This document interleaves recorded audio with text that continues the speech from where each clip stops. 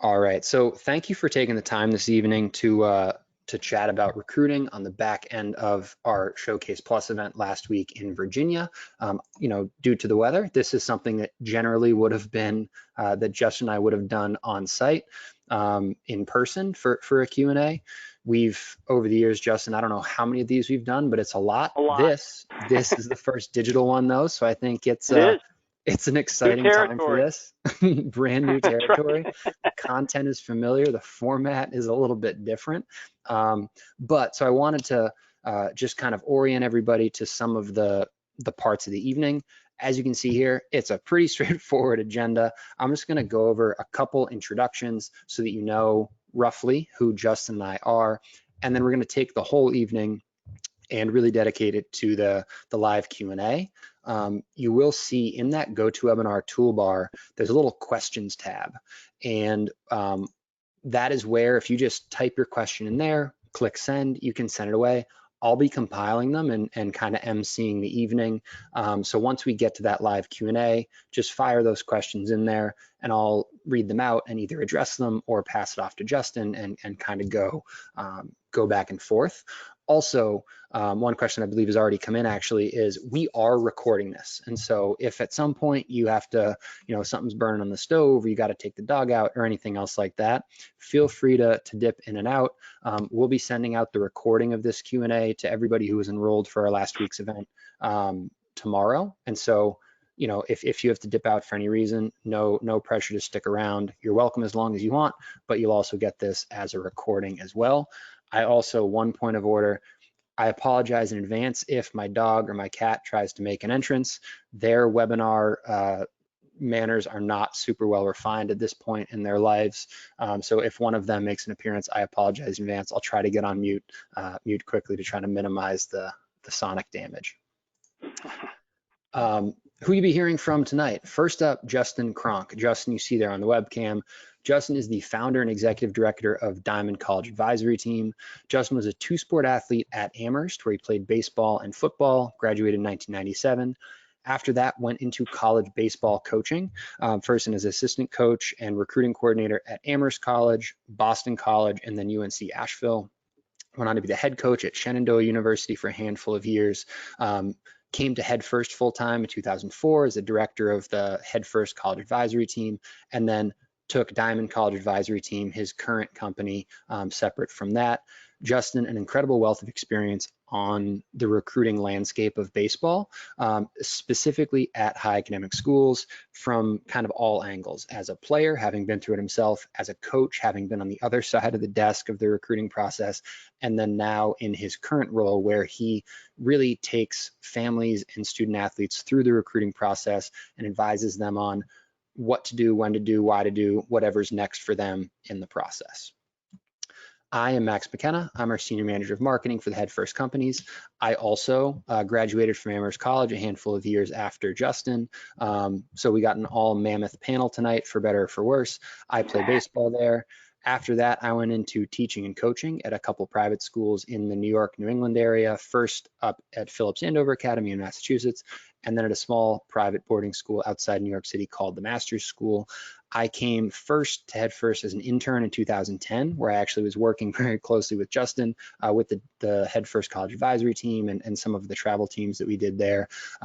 So 2010, I started as an intern, came back full-time just over 6 years ago, and I've been working a lot with this division, our Showcases division, ever since then, working closely with families and student athletes through the recruiting process as well. Justin, before we dive into the Q&A, could you give some overview of kind of what DCAT is and what you guys were doing at the event and kind of the role that you play for families in the recruiting process? Sure, absolutely. Thanks for having me here, Max. Great to be talking to everybody. We'll certainly quickly dive into the meat and potatoes of this and start answering your questions. Just very quickly, DCAT, my program, as Max sort of spoke about, in a nutshell, we are advisors that act as personal coaches on all facets of the college recruiting process from A to Z. So like Max said, we're helping with what to, when to, why to, how to. There's a lot of back and forth, especially with 21s right now, 21 graduates, as you can imagine.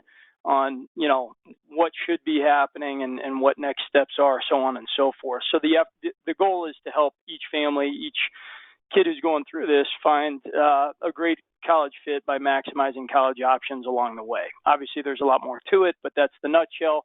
I can, of course, talk to any of you more about it if you'd like. In terms of what we were doing at Headfirst during the monsoon that put us inside, my scouting staff, I hire a scouting staff at every honor roll camp that essentially evaluates players, okay? And then what we do, we don't ever give written evaluations. That would take about 3 years to complete. We do offer verbal evaluations. I've actually been on the phone with some of you I see who are on this webinar today, yesterday, et cetera. But I can talk to you more about what that evaluation means in terms of us wanting to get notes on players to determine whether or not they project at some level of college, to determine if ultimately we would be interested in advising them through the process. Again, the notes we take are from myself, the 3 or 4 scouts that I hire at each event, and you know, that's our functionality at the camp, in addition to answering questions that, of course, we weren't able to answer in person and are about to do now. Absolutely. Thank you, Justin. And thank you for being on this evening. Again, I know we've done maybe hundreds of these at this point, but first one via GoToWebinar, first one remotely. So we're gonna take this slider to the opposite field gap tonight. I have faith in us. Amherst taught us to deal well with adversity. I don't know if I hit anything that was a slider to opposite field in my career, Max, and I certainly know that you didn't as a pitcher. But well, I was going to say that's really fair. The first thing they did to me at Amherst was actually make me a PO because I couldn't hit. So mixed metaphors, not doing reality sets in quickly. Sure did for me. We're now going to turn over to the live Q&A. And we're going to start with some questions that came in via the submission form prior to the event. As I mentioned, to send in a question, just type it into that questions tab, press send. And then if it's a really personalized question, we'll either, Justin or I will follow up, depending on who's most fitting, via chat directly, or possibly via phone or email tomorrow. So if you, at the end of the evening, if you're like, I got one more question, but I got to go eat dinner, fire it into the chat, and then we'll make sure that one of the two of us follows up with you today or more likely tomorrow, given when this ends. So feel free to fire questions away. We're going to start with some that were submitted beforehand, but I know that a handful of you already found that questions tab, which is great. This is the screen that I'm going to leave up. There's no, unfortunately, interesting visuals, so I just want to make sure that you guys all have some of the resources available, contact information. This is a great time to get questions answered, but it's certainly not, and I know I can speak for Justin on this, not the only time you have to get questions answered about camp or about the recruiting process or anything else. So feel free to use us as a resource as you move forward as well. Justin, first question that came in yesterday, I believe, that is an interesting one, especially in 2020, given all the potential changes to the recruiting process, is around timing. What is the current timing? What does it look like for high academic schools with the 2021 recruiting class first and foremost, and then maybe let's talk about the 2022s and younger in a bit as well. But how has this kind of shaken up the timing, and what are players looking at some of these high academic schools timing wise right now? Sure. So first and foremost, let me say I feel for 2021 graduates. You know, many of my advisees are 21 graduates, and they're enduring a summer and a spring that's never happened before in the history of baseball recruiting, which has induced new NCAA rules, continual changes to schedule, cancellations of events that they were planning on going to, and seemingly a never-ending cycle of, okay, what do I do now, right? They keep getting punched in the face. So it's been very, very difficult for 21s to navigate this space, understandably. It's also presented a different sort of timing than that's ever existed before. Things are happening. College coaches are doing things that they haven't done before, namely, and I'll get back to this, recruiting largely in some cases based on video because they don't have much choice. There aren't a lot of events, right? Headfirst had to cancel many, with the dead period in Division I now being extended through September 30th. The earliest that they can see players is October 1st, and that's likely to be extended. So there's a lot of angst. There's a lot of anxiety. Let me say to all you parents of 21 graduates, I feel your pain and I feel your son's pain very truly. That said, as we'll talk about, this is surmountable the rest of the way, but I think it's also very important to understand your sons are looking, and you are looking through this through the lens of your experience, obviously. College coaches have had a very difficult, to put it mildly, time since March. Their seasons were canceled. Obviously, the NCAA recruiting calendar has been a mess. They have a lot of things on their plate and a lot of things on their mind, one of which is recruiting and how they're going to navigate dealing with the 21 recruiting class, especially in light of the fact that the NCAA has allowed anyone who missed last spring to come back and do another year, have another year of eligibility if they want. So that obviously impacts what they can do in some instances with the 21 class. Okay, so they're also looking at potentially, hey, when are students going to be back on campus? Because obviously, as many of you know, most schools don't have kids back on campus. Will that bleed into the spring? Some have even, in some cases, even canceled the spring for college baseball. Hopefully that won't continue, but it very well could. So they're wondering, what's the deal? Are there going to be students, first of all, and secondly, am I going to have a job? Hopefully it's not that extreme in each case, and I don't think it is, but it is definitely something that's in the back of their mind that that wears on them as they go through this summer. So I say that only because, they have a lot that they're trying to sift through. They are struggling, and I've talked to many of them in dealing with how to recruit the 21 class. No coach, to be clear, wants to make offers, and I think we'll probably talk a little bit more about what that constitutes in a little bit, but no coach wants to make offers based on video alone. But right now, and for months, I've told people video is king, okay? In a normal recruiting summer, which this is certainly not, again, never happened before. In a normal recruiting summer, okay, I tell kids, by the end of your junior year, into May, early June, the timing of your recruiting video is huge. You make a 3 to 4 minute-er, right, based on your position, pitcher, outfield. You get that out to coaches. You get some feedback on it, and then you have your summer lined up with the events you're going to go to. Well, that was all good in theory until it didn't happen. So when the recruiting video that was going to be done at the end of May, first of all, a lot of you probably have sons that couldn't even get to a field and do it, depending on the area you're in. I don't have kids regularly send video throughout the summer in most years. I've had all of my 21s, as much as they're able, within reason, not every day or you drive a coach nuts, every 7 to 14 days, try to send something. If it's a swing, if it's a dive for a fly ball in the outfield that your coach hits you, whatever it is, send them something, because they don't have much else, right? They have a couple events, but again, just a few days ago, the September, dead period was extended, and it's like, okay, we're back to the drawing board. What do we do? So timing, what's going on? What's actually happening? Okay, to be sure, in for the first time, commitments are happening based on video alone in some cases, and it's from a coach to a player, and also interestingly, from player to coach, players are committing in some cases without ever having set foot on a campus, which is very abnormal. Usually what happens in August, okay, at the high academic level, great academic D3s, Ivies, and the like, so on and so forth, is offers may be talked about or given in August. There's a goal of setting up an overnight visit in September and October to see what the student athlete thinks of the place, to see whether or not he might want to go early decision. Well, that's gone. It's not happening. So coaches faced with, okay, we can't have kids up on a visit. I'm a Division I coach. I can't see anyone live in person in the flesh, probably, who knows, for months. Definitely not till October, but probably not at all. So what do? I try to do the best I can by video, and I think if I wait to try to see kids in person, I'm not going to have kids to recruit.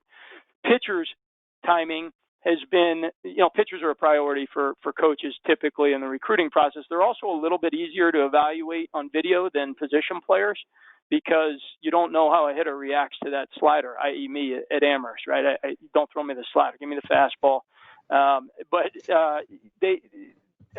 have kids that I've worked with that have received offers, mostly pitchers from video, et cetera. There's a sense that the doors are closing, the walls are closing in around the 21. It's an understandable feeling.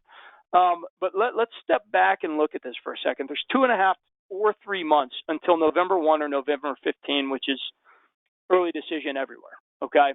In recruiting process lingo and timing, that's an eternity, all right? It doesn't feel like it. Again, it feels like you're in quicksand if you're a 21 right now. I get that. But there is still time in many cases. Some schools are done. And I want to talk about what the word done in quotes means when a coach says it in a bit, okay? But some schools are done. Many are not, okay? They are still looking.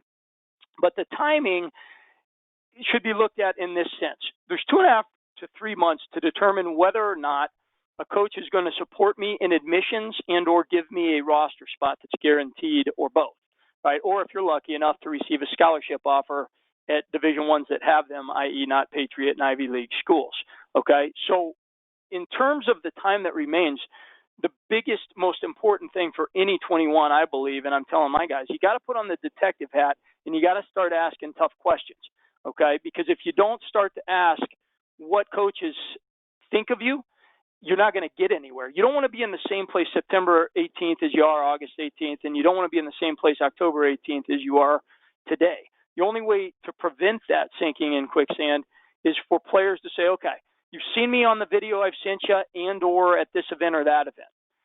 I would like to know whether or not you have an interest in me, and if so, what that interest looks like, in an effort to, again, elicit an answer, which granted can be very difficult. Not all coaches are communicative or responsive.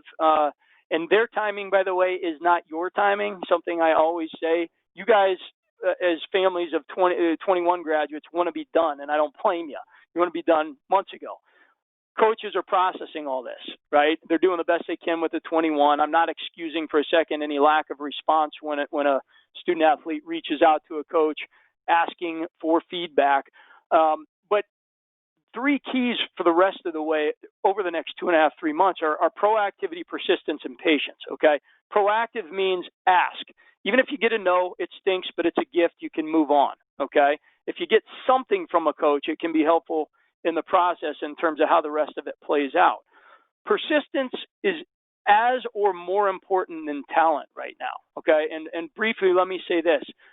I always say that playability is very different from recruitability. I've talked to numerous families that I work with over the last couple weeks, months, et cetera, to kids that I know can play at X level. I know their college list is in the right ballpark.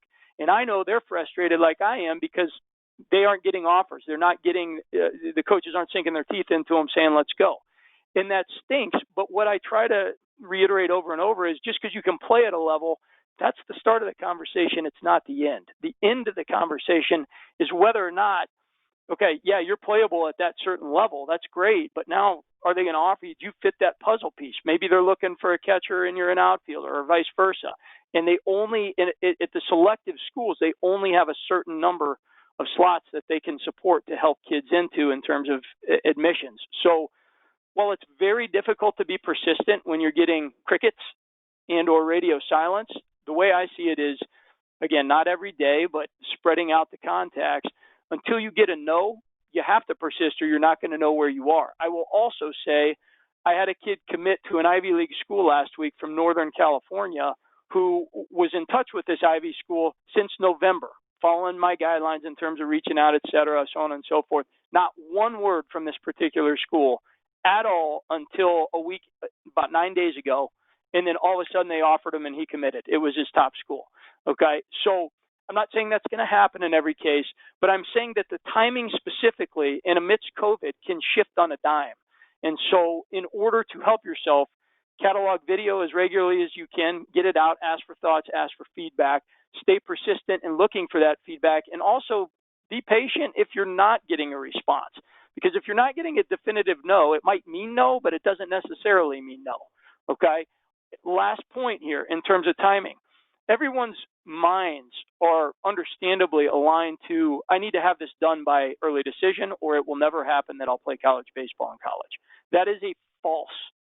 It's not a false. It is false. Okay. And because it's false, many who are told, no, we're not going to support you in early decision, you're not going to get an offer of a spot, they give up and they say, okay with that school. What I would suggest is immediately upon receiving no as an answer for early decision is to pivot to the question of, okay, coach, I understand, you know what, I'm not going to be a guy for you in the immediate. I know I'm not a first wave guy. I know you're not going to support me, but what if I decided to apply anyway, early decision or otherwise, and got in on my own? You're shifting the conversation to now they don't have to waste a bullet on you or use a bullet on you in early decision. What if I get on my own? Then would you give me a roster spot? In some cases, that's a definite yes. And if that answer is no, would you then give me, if I get on my own, a tryout in the fall season, which you have at every conference in the country except Max and I's, the NESCAC, which for whatever reason they don't have it. Your tryout is late January and February. But would you give me a tryout to make the team? Because as those questions are answered and as kids understand where they stand, they can know what they're looking at and then make decisions to move on. But simply put, this isn't dead in the water if November comes and goes and you're not committed as a 21 graduate. It is not at all. Every year I do this, I have kids get support after January 1, after regular decisions are submitted, not across the board, but it does happen, offers, etc. A lot can happen, okay? Remind me, Max, I do want to come back to the definition of what, when coaches say they are done, what that means, but I'll turn it over to you for any ancillary thoughts. No, absolutely. And I think that to your point about, I think all that was really well put. The other thing that I would add is, as you mentioned at the beginning of that, players are committing to schools without necessarily stepping foot on campus. And so in my mind, with some of the travel restrictions and the reality of the world that we live in right now, some of these other finish lines in the recruiting process that aren't, a slotted piece through admissions during early decision become more and more important for kids to make sure that they're finding the right fit. Because if it's, hey, November 1st, you got to commit, and you're like, coach, I think I really like your school, but I haven't been on campus, or there's still 4 other ones that are on the list. I think some of these other finish lines become even more important as you really want to make sure that you're finding the right fit and evaluating all of your options rather than, not being rushed, but, have a deadline on that decision to some degree. And so I think Absolutely. that, and the other thing that I would add is these different finish lines, these different methods of getting into different schools, those are really important ways that coaches fill their rosters at a lot of high academic schools. If you take a NESCAC school, for example, they have 4, 5, maybe 6 slots a year if they're at some of the bigger programs. And if you multiply that by 4 years, you're still only talking about 16 to 24 guys that are slotted student athletes. Well, guess what? All those rosters carry in the 30s. And so if you do the math on that, there's a sizable portion of most of these high academic rosters that aren't these, golden ticket through admissions slotted student athletes. There's a lot of recruited walk-ons. I was a recruited walk-on. I wasn't a kid who Coach Thurston at Amherst said, here's your ticket through admissions. He said, you're a really competitive candidate through admissions without my support. I'm just going to drop a letter in your folder as kind of like informal. Now for him, it was literally a handwritten letter. He wasn't big on email. And he dropped it in my admissions folder. And that was the support that he gave me, which is, that's very different from me, Max, by the way. He said, hey, I can't get you in, no chance, have football do it. And that's what happened, but I'd love to have you. That was what he said to me. Exactly. And so it's different by student athlete, it's different by school, but I think that these different methods of getting in, while so much attention is drawn to I committed early, I'm only applying to one school, and I know all of the anxiety of the college admissions process disappears, which is great. If you get slotted by Coach Midkiff at Swarthmore, great, your process is done. These other ways of getting in, of leveraging baseball to gain admission to highly competitive academic schools, is really, really important for a lot of these rosters as they fill out, just because they don't have 10 slots per year. They don't have scholarships to give, so they are sourcing these in other ways as well. Great. Justin, next question. And you mentioned actually one that I want to take on that I know you have strong feelings about. So I'm going to start and then I'm going to pass it over to you. Okay. How can I improve my email to college coaches so that they'll read it and reply to it? This is a great question. First, I'll start by saying college coaches' inboxes are pretty crowded, which, as Justin mentioned, is not a reason to give them excuse to say like, oh yeah, they probably won't ever respond to your email. But it's important for email to stand out. And the way that I think about doing that is really, really personalizing it. If you send a form email to a coach that says, "Dear coach, comma, I'm really interested in your school. Here's my video," that email probably is not gonna get a response. But if you personalize that, and I think about inserting 2 or 3 things in that email that indicate your specific interest in that school, a couple academic for the school, because we are talking about high academic schools here, and a couple baseball wise as well. Instead of just saying, "Dear coach, I'm interested in your school," it's, "Dear coach," make sure you put in the right last name, "Dear Coach Kronk, I'm really interested in UNC Asheville because I'm in love with the city of Asheville, and I saw the way that the business school does their entrepreneurship program is something that I think is really valuable and is what I'm looking for. I took a look at your guys' record. I love how you guys compete for your conference championship, and I love the level of competition that you're playing. Congrats on a really good year in 2019, or your year was off to a really good start this year. I'm sorry that it got clipped. Personalize that email as much as possible, because that's going to be what warrants a response from a college coach rather than just a generic looking email. They're going to reply to personalized emails. So if you aren't getting responses to those, one of the things to check is how plain or how generic does it look? How many points of personal interest and legitimate, genuine interest am I indicating for this coach for them to grab onto and really say, this is an email worth replying to. This email is worth my time, because I know that Max McKenna is really interested in Amherst because he has been to campus. He mentioned the philosophy department. He mentioned my record in 2019, whatever it is. Justin, anything to add there? Yeah, I think you covered a lot of it. A couple tips I would give. Okay. One, anytime possible. Okay. Especially for the seniors now, end an email with a question. Much more likely to get a response. Okay. Especially if you ask a question about the camp that they are running at school. Now, that doesn't necessarily apply right now because, hey, it's a pandemic and there aren't many camps. However, you could still ask, look, coach, I know you probably don't know what's going on in your school. Any plans for an upcoming camp? Most coaches are really excited, especially now, because that pays part of their salary, to answer that question to a billion kids if they ask it. So it might not necessarily be a response on exactly what you wanted, but the question was, what else can I do to get a response? Look, the sad truth is you could write a perfect email and not get a response, and a lot of kids are in that boat. I know that, right? And it's frustrating.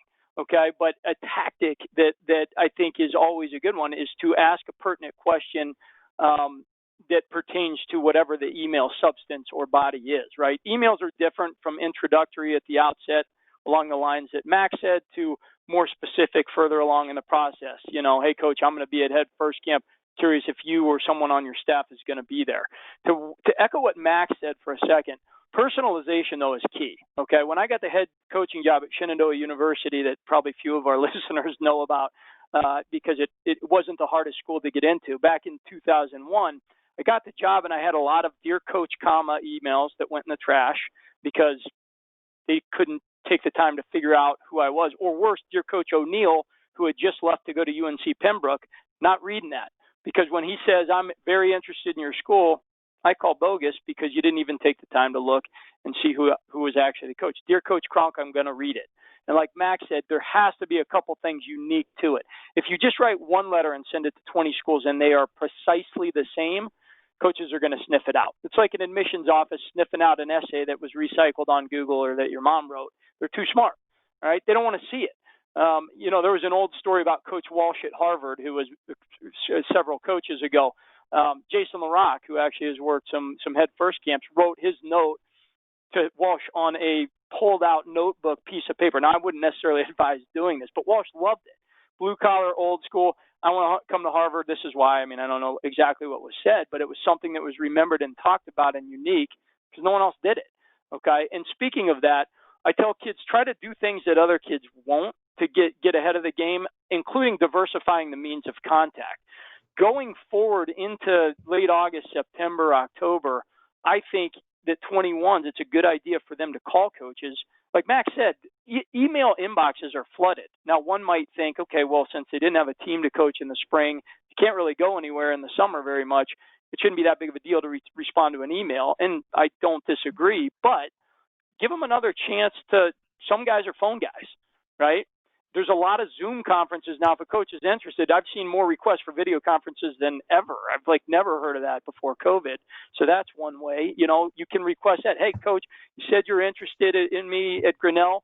You know, would it be possible to jump on a Zoom conference to ask a few questions about your program? And then you can tease out further interest or something from there. But the personalization of emails is critical. Some coaches love email. Some coaches hate email. Everyone's different. Our coach back in the day never knew what email was. It was all handwritten everywhere and phone. That's it. He was old school, right? Back in the day, there used to be DVDs that were sent. I don't think DVDs have been sent by kids or whoever, and I don't know how many years, because coaches want a link. They click on it. They see. That's it. Make it easy for them. I think I think mine might have been the last year where we sent out DVDs. My recruiting videos on DVDs, and then all of a sudden VHS, YouTube exists. there I predate you by, I don't want to know how many decades. Well, not even two, so we're good. The the other thing that I think Justin touched on in terms of the personalization, the other P that I would touch on is proofreading. You know, part of it is, you know, addressing it to the right coach is a mix of being interested enough in the school to look up the name, but also spot checking those emails. If you're sending out 20 or 30 emails to coaches at peer schools, if you're sending an email to the Amherst coach saying, you know, dear Coach Burrell, well, guess what? Burrell coaches at Williams, and you just sent this to the Amherst coaching staff. They're not going to like that very much. And so just proofreading, having another set of eyes to make sure that this email address goes with this name of the school in the subject line, goes with this coaching staff, goes with this mascot in the first sentence, or whatever it is. Just take the time and don't try to rush through this, and really get that second set of eyes to proofread it. And handwritten letters, I do really think work. They're so old school that I think kids don't want to do it. And just one thing that I've just shamelessly stolen from you is, yes, email is going to be the bulk of your communication because it's free, it's easy, everybody has it, everybody's in their inbox. You know, college coaches are trained to look in their inbox, but their email inbox is jam-packed. Their physical inbox is not, right? They're probably their mailbox in the college mailroom is probably looking a little dusty and lonely. If you put a handwritten letter in there saying, dear coach, I was just at your prospect camp and thank you so much for taking the time to show me the backhand technique, something personal from a coach that you've connected with, use that to really stand out, because they don't get many handwritten letters. If you do that, you can really start to stand out and they're like, huh, this Max kid took time to put pen to paper and send this to me and, you know, spend 49 cents to help save the USPS. And, you know, this matters, right? Like, this is an indicator that Max is really invested in the process at my school. I appreciate that. That warrants some follow-up. So I think that mixing in those other non-digital media, whether it's a phone call, handwritten letter, can be really, really important. Yeah. And just to piggyback on that, recruiting times change. I mean, when I was a recruiting coordinator at Boston College 21 years ago, yes, that's a long time, in 99, when I got the job, Pete Hughes, the head coach, gave me a stack of letters that I will never forget seeing. It was, I promise you, 2 feet high. He had just gotten the job. He's like, great, you want to be the recruiting coordinator? Here you go. All letters. I had like 3 emails. 21 years later, or even, 10 years after that, email was the most prevalent.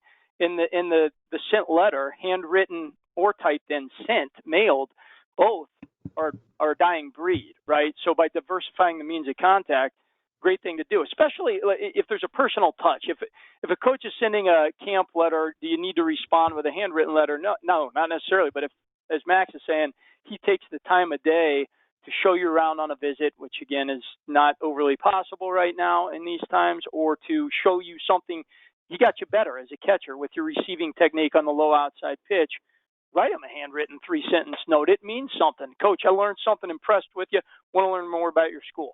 Or you were already high on my list, and, getting coached by you this weekend confirmed that it is a top school in my mind. Would love to play for you, whatever, but very important. Yeah.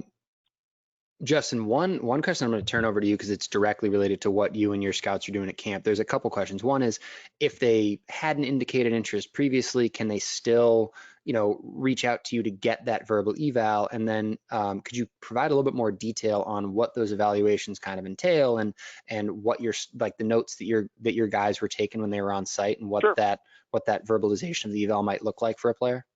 Sure. So yes, you can reach out to me for verbal evaluation. Just please keep in mind that it might not be the same day that I get back to you, because there are a lot of people.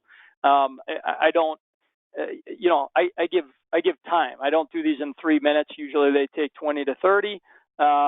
So yeah, not too late. You can reach out to me. Just please be patient. And I'm happy to do that. In terms of what we do, very simply, so there's metrics, obviously, that Headfirst does, 60-yard dash, et cetera, the Rapsodo, the blast motion,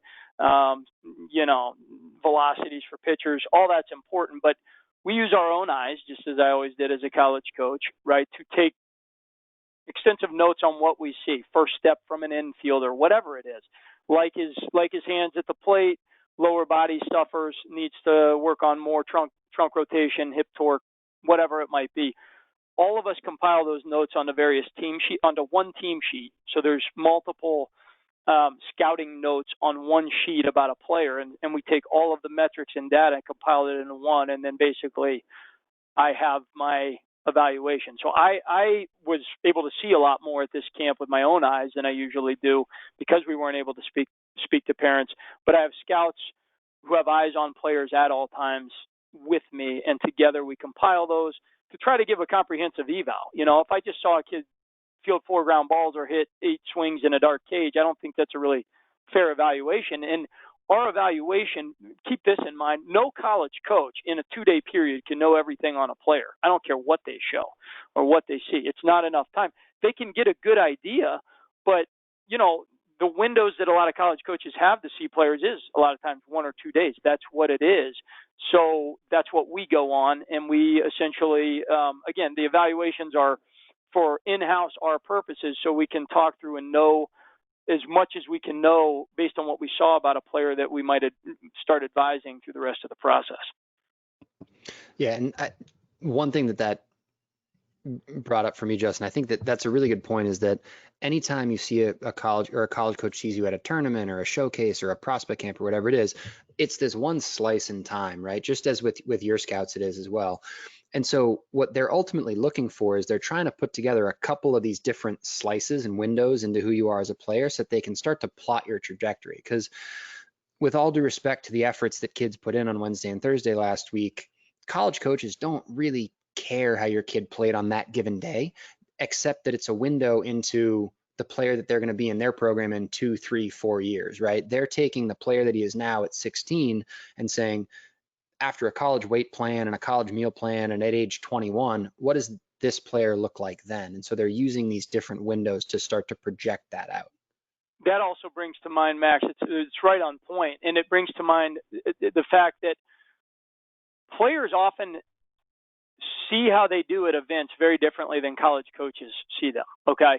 For example, all right, you go 4 for 4 with a couple floozies that drop in over the shortstop's head, and you feel good that you got your 4 for 4 hits. College coach doesn't care. You didn't hit the ball hard. That's not what he's looking at. What a coach is looking at an event is and what they judge a player by at an event is often markedly different than how a player judges themselves. I've talked to players off the ledge who were like, I had the worst camp ever. I'm like, what are you talking about? You were awesome. And then I have others who think I did fantastic and I'm going to be recruited because I was awesome. I'm like, look, dude, here's the reality of it. Okay. You didn't run the way you did. You didn't barrel balls right. You made some plays, but they're looking at actions and movements and projectability, like Max said. Yes, they're looking at numbers, but there's a lot that goes into a college coach's evaluation that players and parents often just aren't aware of because it's not their profession. They don't know that. They're on the other side of it. When I was a player, I looked at it through the same lens. As a coach, it's a very different lens that you look through. Yeah, it's a great point. Looking for tools that project the next level, not 4 for 4 with 4 seeing eye ground balls. Maybe that's a tool because he also ran a 6.6, but That's a you tool. know, that's a tool, right? So how do the coaches are looking at as much of this stuff as possible. They're looking at the video before the event. They're looking at you on site at the event. They're looking at the metrics at the event. They're looking at everything to try to get as complete a picture of possible as the player you are, as a window into the player that you're going to become. And I mean, the most dangerous word in English is potential, right? Like these coaches It's my win least and lose. favorite word ever as a coach. I hate it. Potential And nothing unless acted upon. exactly. And so I think that when coaches when they're assessing players, they're looking for potential. You'll hear these words all the time in conversation with college coaches: potential, ceiling, projectability, all these different things. The things that they want a sense of is, what is this kid's ceiling? And then also, what is his motor to reach it, right? If he has a limitless ceiling, but I get a sense that he just isn't going to put in the work to reach it, then that is just as much of a strike against that kid if I'm a coach recruiting him than the kid who doesn't have all that much potential upside, but I know that he's going to reach it because this kid just works his tail off. And so they're trying to get a sense of those two things in a pretty short window, which is why they do want to meet you when it's possible face to face to get a sense of your character, and also see you play so they can get a sense of your tools as well. Absolutely. Justin, one that might be a little bit quick that is maybe a little bit more specialized are, what are the major differences in recruiting at the military academies or that process as opposed to other, for example, Patriot League programs? So I'm looking at Army or Navy. How does my process look different than if I'm at Lafayette or Lehigh, other than getting a 4-year, scholarship? Very well. I mean, first of all, it's free. That's a nice bonus. You get a full ride, but it's a life choice. Secondly, service academies are not bound by the same NCAA rules. You can start recruiting a kid first day freshman year. So if I'm Army or Navy, you're trying to sell, and you're recruiting, you're selling a different product. Obviously, you're selling world-class education and baseball, but you're also selling a lifestyle beyond college, not paying for tuition, and you're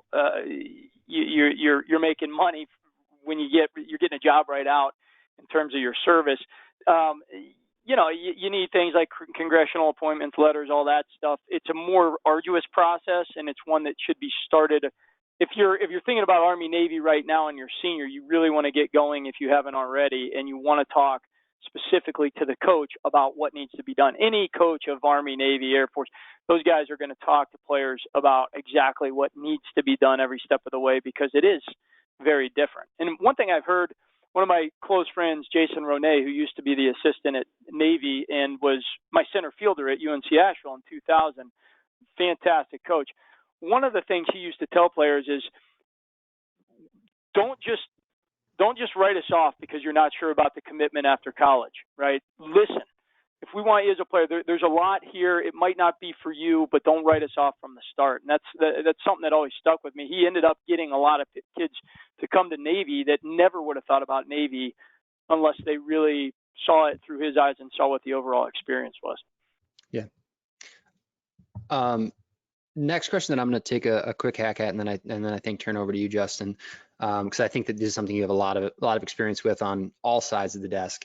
How can you tell if a coach is legitimately interested in you, or if the interest that they're giving you is more, you might be in their second tier of guys, or if something else doesn't pan out at your position, then they might come back to you. And just as when my answer to this is there communication with you personalized is a really key threshold indicator of if they are legitimately interested in you. Just as it takes time for you to personalize a note to college coaches, it takes time for them to personalize a note back to a student athlete. So if it's a one-off email that's really detailed and has feedback on your video, if it's a text message, if it's a note above the prospect camp invite, all these are really good signs that they might be interested in you. It doesn't mean that you're committed to that school. It doesn't mean that you're the top of their list necessarily, but having personalized touch points with college coaches is a really good, getting a sense of those personalized touch points is a really good way to know that you're on their list somewhere. The best way, and the most also happens to be the most uncomfortable way to know if a coach is interested in you is to ask. which it's a tall order, right? You're asking a 16, 17-year-old to walk up to the coach at the dream school and say, hey coach, I love you, do you love me back? It's vulnerable. There's a lot of vulnerability in that. But without that, you're kind of stuck in limbo, without knowing the answer to if this coach is like, yep, Max, you're my number 2 pitcher. I got you right here. Or, you know what, Max, honestly, right now, there's 2 other pitchers that we're waiting to see how they play out. And if one of them says no, then we're coming your way. Asking directly is the only way really to get a sense of that without trying to read the tea leaves. And it's really hard because the answer to any of those questions might be, hey, I know you're really interested in Amherst, Max, but we're not interested in you. And the answer to at any time could be no.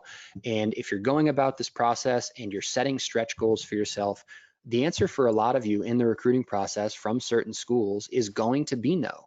And it's never going to not suck. It's always going to be painful. It's never a fun thing to hear, here's my dream. And they say, great, it's not our dream. No, thank you.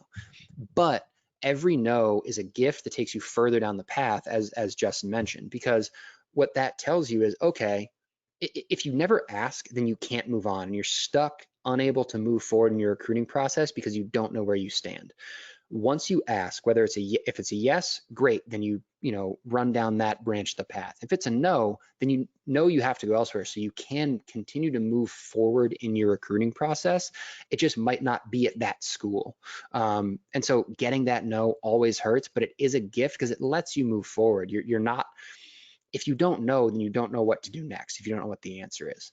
Just any way to clean up my incredibly inarticulate answer or anything to add? No, I thought that was great. A couple things I would add.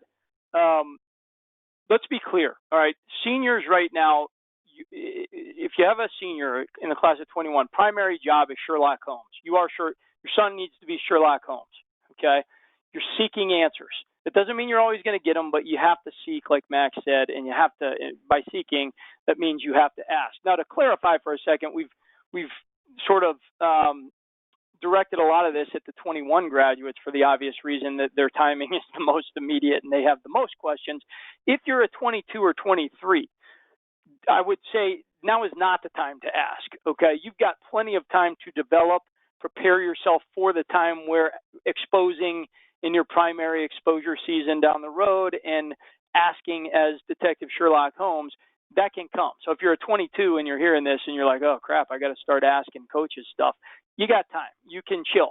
21s don't. They need to ask. There's no excuse not to. As Max said, it is hard love, but it's also a great life lesson because when you can confront that which you're afraid of and hit it head on and realize I got to have thick skin and I'm going to get punched square in the face, but I'm going to get back up, it's going to teach you something. Also, resiliency. I don't have the time to tell a story about a kid a couple years ago who ultimately got to Carleton. He was a very borderline college player, but unbelievable attitude. He could run, had a little bit of skill, but wasn't going to be a supported athlete. Persisted, and at the 11th hour, Carleton, a top 5 liberal arts college in the country, offered him, and it was like he won the lottery. He was told no 21 times. Like firm no's. A lot of you guys who are 21s, might ask coaches get radio silence, and that's terrible. That's the worst. You don't get anything, and it's painful, and you move on, and you try to do, and you try to ask. But he got punched in the face, a couple dozen times, and then it happened. Okay, so again, I go back to it's not fun, as Max said. It's going to suck every time, but there's a lot more value in a no than a nothing, as some of you have already found out. Okay. So again, remember, even if it seems like the walls are closing in right around you at this point, there is still hope, and that's not pie in the sky. It's something I've seen for 16 years of advising players. I'm not saying all your dreams are going to come true and everything's going to be hunky-dory. I don't know that. But I'm also saying there's still a lot of time, even though it doesn't seem like it, as long as that time is productively used, i.e. with your detective hat on, as Max just articulated. Absolutely. One question that just came in, plus one that came in beforehand, Justin, that I'm going to try to combine into one is, if you're starting to hear yeses from coaches, but haven't heard from your first choice school yet, what's the etiquette there, and kind of how do you we say this a lot around Headfirst, like it's a great problem to have, but it's still a problem you have to deal with. So Right. like that's a really good situation to be in most likely, but how do you manage kind of the multiple yeses, but you're still waiting to hear from that dream school? And then combined with that, Justin, is what constitutes an offer? What kind of questions should families be asking coaches in schools as they approach that offer, finish line, when it comes to admission, financial aid, that kind of stuff? So what does the end of it look like? In addition to that, what if you have multiple yeses? Okay, so let's say you're a senior right now. You got an offer from your number 4 school. Before I go on, let me say I don't like to speak in generalizations. I treat every advisee that I have very, very uniquely according to exactly what's going on with them. So it's very nuanced, it's complex. But let's say this actually happened. I have a Southern California left-handed pitcher who's been, by the way, working really, really hard and hit 88 for the first time after like a year of work, and he's been 82, 85. And of course, the floodgates open. But his number 4 offered him a week ago. Okay. He does obviously not want to commit to the number 4. So how that is played is totally dependent on what timing the college coach might put on you. If that number 4 doesn't put a timeline on you, you're good. There's no worry. There's no need to do anything other than answer every college coach's favorite question. If your 1, 2, and 3 has been in contact with you and they've said, hey, if anyone else offers you before you commit, let me know, which is something that sort of a lot of coaches will say. Then you can go back and say, look, I received another offer, but of a school I'm interested in, but I'm interested in knowing where you stand with me at this point. So just by, as Max said, getting that offer generated from number 4, it speeds up a coach's timeline if they might want you, because a lot of college coaches will go about this kind of thinking like, okay, we got time to get him. He might not be my first wave guy, but we don't want to let him go. So when you get the offer, then it can be like, okay, we got to think about it. And I know this from experience. We got to think about, do we let this kid go or do we put in for this kid as well? So simply by answering the question of who else is recruiting you, do you have any other offers, that can increase leverage with the other schools. Okay. Now, one thing is a tip that I always tell every family, every kid, one question you never ask a coach when you are offered, and we'll talk about the offer question in a second, is, okay, my number 4, we're giving you an offer here. We'd love for you to come to X school. Let's go. And you say, that's so awesome. When do you need to know by? Now you have killed yourself in the process speak, okay? Because you've put yourself in a corner that a coach didn't even create for you. The coach would like, you know what? I'd like to know next week. Now what do? You got a week to try to figure things out with your top 3. Not good. If I always tell my clients, if an offer is given, you let me know exactly what was said, right? I decipher coach speak. We determine a course of action, and we, will, depending on the timeline placed or not placed, proceed accordingly. Okay. So, there can be a lot of leverage. I had a kid offered by a school that was like number 15 on his list, not really even interested. And the coach wants to do a Zoom with them. And I said, look, do you know where you're going to go yet? No. Is it a school that you have some interest? Well, it's on my list. It's just way down there. Why not have a Zoom call, right? You don't know where you're going yet. Have a Zoom call. Ask them questions. Maybe you like it more. Maybe you like it less. Maybe he offers you. And if he does, even if it's number 15, it's going to help you with number 2. Okay. So one offer is like the multiplier effect. Some of the parents probably saw the movie Gremlins 30 years ago that no kid on this webinar even knows what we're talking about. But you put water Second on them, best they Christmas movie multiply. of all time. Yeah. Yeah, it was awesome. Tremendous, Gizmo and the like. But the multiplier effect is true in recruiting when it comes to offers. Now let's talk about what constitutes an offer. There are 3 things. Okay, the word offer is thrown about all over the place. I got off the phone with a kid today who's like, I think that I was just offered by a union. And I said, okay, let's explore. So we broke it down, blah, blah, blah. I had him ask 3 more questions. He got the offer, and that was his top school. He committed. Great, awesome, fantastic. But but what is an offer? Okay, some coaches are vague when they give one, i.e. the example I just gave today. Three parts, okay? Three things that could be an offer. Scholarship, baseball scholarship money is one, which no Division III school has. Ivy's Patriots don't have, the rest of D1, D2 do. Now, whether or not they have 11.7 fully funded or not, it's worth knowing that of the 300 schools in the country at the Division I level that have scholarship money to give, only about half are fully funded at 11.7, and many average around 5 or 6 scholarships per Division I school. Try breaking that up over a roster. Good luck. Not fun. Okay, so there's an offer of a scholarship money. To be sure, you get an offer of baseball money, it's a big, big deal, and it's very rare. Okay, I mean, very rare. Yes, kids get them, but it's rare. More often than not, in the high academic space, scholarship baseball money is not part of the offer. The offer consists of 2 and 3, which would be the offer of a roster spot, guaranteed. Some coaches won't use the word, some coaches will. And the offer of support and admissions, which is the big one. Now, this is, for the toughest schools in the country that have 5 to 18% acceptance rates, getting in is the win, right? So, they understand that, hey, I don't have baseball money to give you anyway. Maybe you get some merit money, maybe you're not. But the harder a school is to get into, the less merit money they have. Okay, and by supporting in admissions, again, like Max said earlier, every school at the high academic or highly selective level in this country has a different amount of supporter pull for players they want in the sport of baseball. We know nothing about other sports, at least I don't. Max might.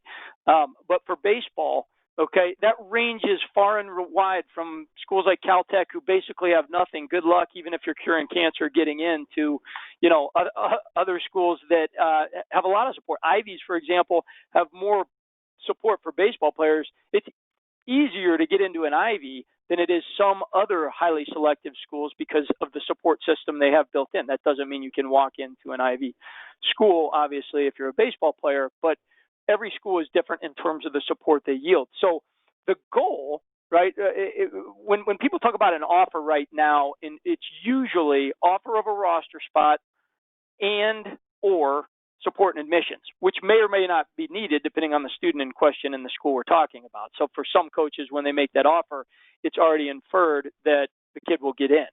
For many of the parents and families on this conversation with the types of schools that come to Headfirst, that is not the case. Like the admissions, kids are seeking the help in admissions. They're seeking the roster spot, and usually the roster spot offer almost always comes with support and admissions. In fact, I don't know if I could think of a case where coaches offered a roster spot and said, good luck getting in on your own. Okay. So those are the things that can constitute the offer. They can be all of the above or, 2 and 3 type thing. One other quick point is that the baseball scholarship offer at a highly selective school doesn't equate to admissions. That's money, financial aid. Back long ago in my coaching career at Boston College, right, I learned that, usually, almost always, if you offer a kid a scholarship, it's going to be cleared with admissions, et cetera, but sometimes there's a disconnect. There is a difference between signing a national letter of intent for a scholarship and an admissions acceptance letter, which is something that very few know or understand. Perfect. Thank you. And a lot more than you wanted to know there and no, that was exactly as much as I needed to know. It was also exactly the right number of Gremlins references. I've never referred to Gremlins in any talk I've ever given in all of my career before, by the way. But I mean, well, it's because it's digital. You're sitting in your own office and you feel a little too comfortable. Impromptu, baby, we go. I do want to be respectful of people's time. We're up to the 8:30 hour. However, Justin, if it's all right with you, I would vote that if people need to head off to previous obligations, feel free. Again, we're recording this, but I think we can keep rolling. There's still a couple questions in the queue that we can answer. One that I saw, Max, if I may, in the question queue. Again, I'm happy to continue to answer questions, and obviously it's recorded. People can leave if they want. I referred to it early on, right? This concept of, the coaches say they're done with their 21 class. The word done, really important. I'm sure if you haven't encountered this, you probably will, especially, your sons are Sherlock Holmes or being a detective. Coaches, when they say this, it's a very interesting phenomenon, okay? So when a coach finally answers, or hopefully answers right away when you ask, where do I stand? Where are you with your recruiting class of 21 during this COVID mess or whatever? I think it's important to know that when a coach says they're done, it doesn't necessarily mean they're done in terms of they've committed all of their 6 slots that they've had. Really important here, okay? Off the cuff, a coach speak will sometimes say, yeah, we're done. Most of the time right now, at least, with 2.5 months until early decision, by the way, the signing period, if you do sign a national letter of intent, which is accompanied by a baseball scholarship at Division I, is also in November, between November 1 and 15. So everything's in those 2 weeks, okay? But right now, if a coach says, I'm done, it could mean a couple things. It could mean, I'm not interested, thanks, see you later. But it could also mean, I'm done offering, okay? We've made our 7 offers for these 7 spots. Now, well, maybe they've committed 3. Well, that means, they need 4 more. What if 5 or 6 of those 7 offers that are helping them be done come back and say, see you later, I'm going to that school? Well, guess what? They're not done anymore. They're going to go back to the drawing board. It happens every year. So being done isn't necessarily done. So one interesting question, I mean, I don't know that I'd necessarily follow it up right away if a coach says they're done, but for clarification, a kid can ask, Coach, does that mean you're done making offers, or that you have committed all of your class of 21 and are no longer seeking, right? Because coaches will put their offers out there to their top guys, and every year, okay, you wait, and how long you wait is totally dependent on the coaching style and philosophy. All right, we're going to give them 2 weeks, we're going to give them a month. I had a kid commit to George Washington right Tuesday night before Headfirst. He'd been waiting on George Washington. I've been counseling him through how to try to get an answer. They had offered to this other shortstop from Wisconsin who had dragged his feet for 8.5 weeks. And I had this kid ask some specific questions, finally got the offer because he basically said, look, I want to be there, but I can't wait forever, so I need an answer, and that offer came, okay?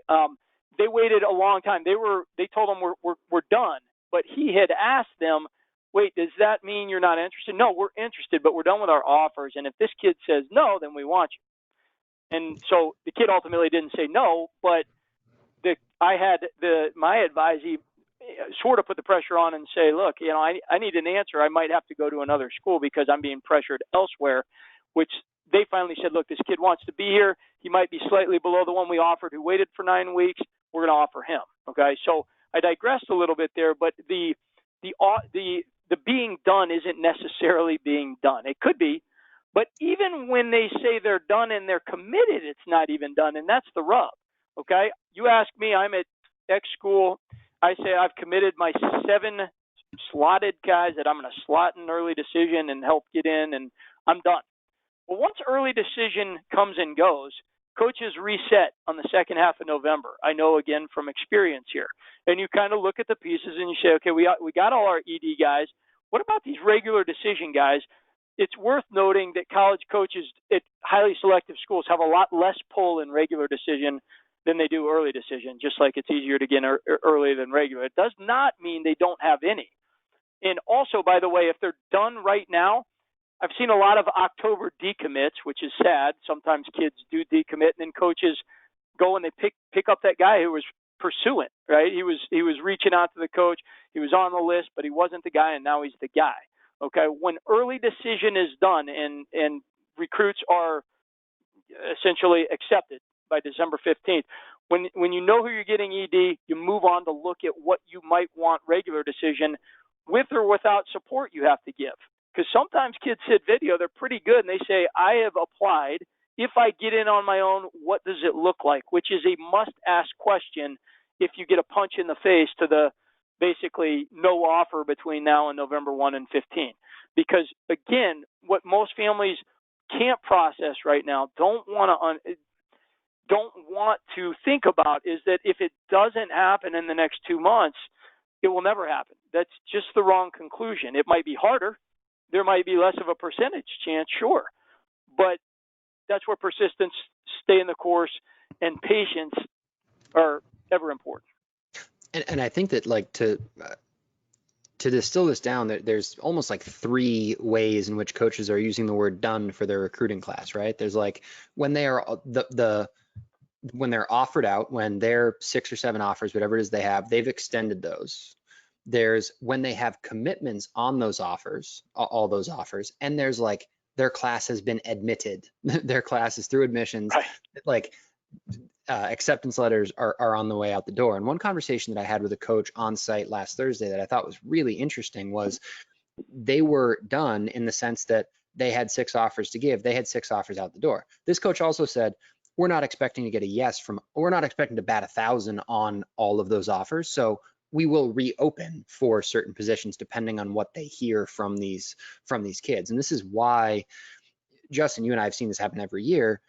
Different spots open up at different schools between now and even at schools that think that they are done with their recruits, between now and the 100%. early admissions, between now and early admissions, between early admissions and regular admissions, there's Absolutely. a lot of space for these things to open up based on the realities of admissions, the yes and no, the cold feet of a student athlete or a coach or whatever the case may be.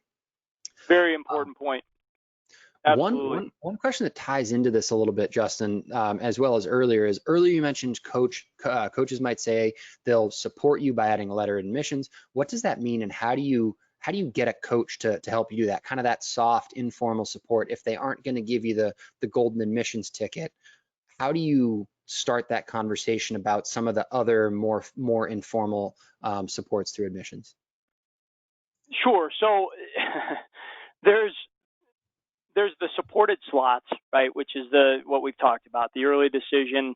I've got this many I can support that probably aren't getting in or definitely aren't getting in without my help. Here's the deal. Okay. Now, if you have a stud student, okay, in the Ivies, they call that an academic index booster, which we don't have the time to go into right now. But if you have a raging stud, okay, who's straight A's, tough courses, he's got his 35, he's pretty darn good at baseball, etc. Some coaches at some schools have been known to sort of, once they know who their slotted guys are, they move on to this quasi support area. Not every school has it, okay, but they will in some cases have, and I won't name schools right now, but they will have players fill something out that they can bring to admissions and say, look, we're not supporting you, but you're a good enough student and a good enough player that we will go to the mat and bring that to admissions for you. I mean, frankly, in terms of how to do that, I talked to my guys about which schools that might be the case for, right? But it's a question that can be asked, once they've said they're done, post early decision, okay? Because this is not something, this quasi area of support is not something they're going to lend usually before November 15th, almost definitely, right? So that would be okay. We're supporting my guys, whatever. And then, as I was talking about earlier, when the dust settles and you move on to the second half of November, now what are we looking at? Some of these schools, right, might have the ability to, or be willing to write a letter or go to admissions and say, look, I'm not supporting this kid. I want this kid. I want it on record that I'd like to have this kid in my program for what it's worth. It will not be worth nearly as much as the actual slot. In fact, a lot of those high academic schools will come back and say, are you going to slot him? And a coach will say, well, not if I need to. And admissions will say, well, he's not getting in unless you do. And then he'll say either no, I won't, or yes, I will, right? Or, again, this is a non-starter if you're a solid student, okay? What Max is talking about here is an upper echelon, has all the credentials at or above the average to get in without support. Of course, you'd love to go from the 10% acceptance to maybe a 20% if the coach is willing to put in a nod for you. In those instances after November 15th, I'll say, look, ask the coach, is there anything you might be able to do to help me application support-wise from this point?